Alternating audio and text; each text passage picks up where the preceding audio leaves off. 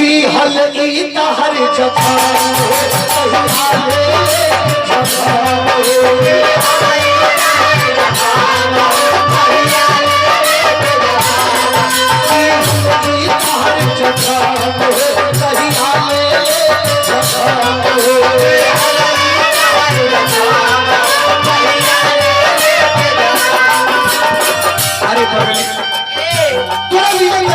कल्पना ही ना हम पहले वाले तेरे बिना तो जी नहीं सकती ना परी जा जा एक एक काम होगा का बहुत कुछ तरह से ना कहो एक हमारे काम होगा जी लगा जाई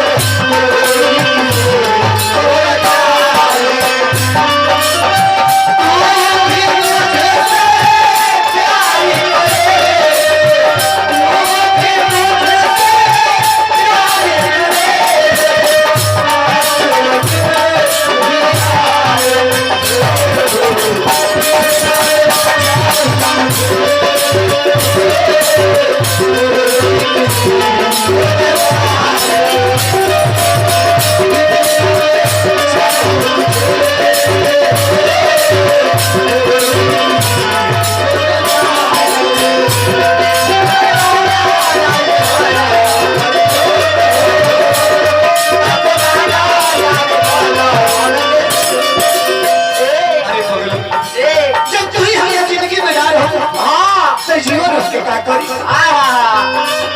तू ही जाती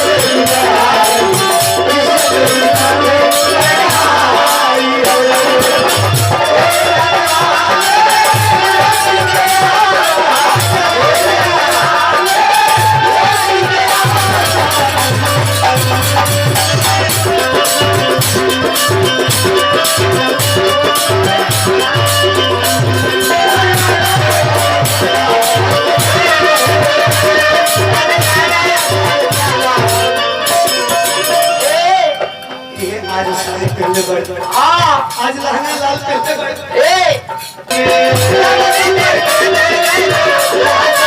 अरे पगली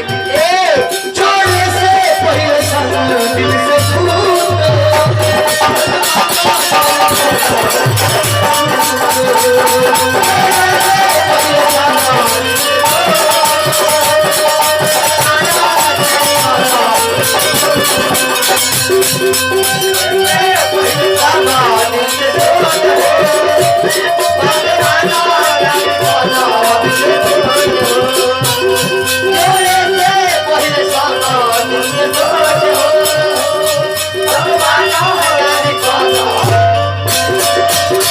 पहले रोड़ो तारी अब लोर पोछतर दूगो तो लोर पोछलू तो बड़ा निक लागल एगो त्रिनेत्र से लोर गिरे त पोछ दे तो बड़ा आगा वही हाउ कारण का के अब काहे के मोह माया हमरा से लगाओ तारी बोल बताओ हम तो रउआ से देखत रही कि रउआ हमरा और मुंह में धो लेबे भाई बोटे धारे का सीख हम तो रउआ के देखत रही कि रउआ हमरा से कितना प्यार करी ते ही देखत रहले कि हम तोर से कितना करीला हम तो करते करते बुझा दे कि लॉकडाउन में खिया गइल बे भेंट ना होत रहे का करब जब वॉशिंग मशीन घरे ना रही त कपड़ा हाथ ही से खींचे के पड़ी एकर मतलब ते मान गइल बे मान गइल बे ऐसे लहरा के तू रूबरू आ गई धड़कने बेतहासा धड़कने लगी धड़कने बेतहासा धड़कने लगी आँख उनकी लड़ी ओ मेरी आँख से आँख उनकी लड़ी ओ मेरी आँख से दिल कर ये लड़ाई मजा आ गया तेरे असले कमर तूने पहली नजर जो नजर से मिलाया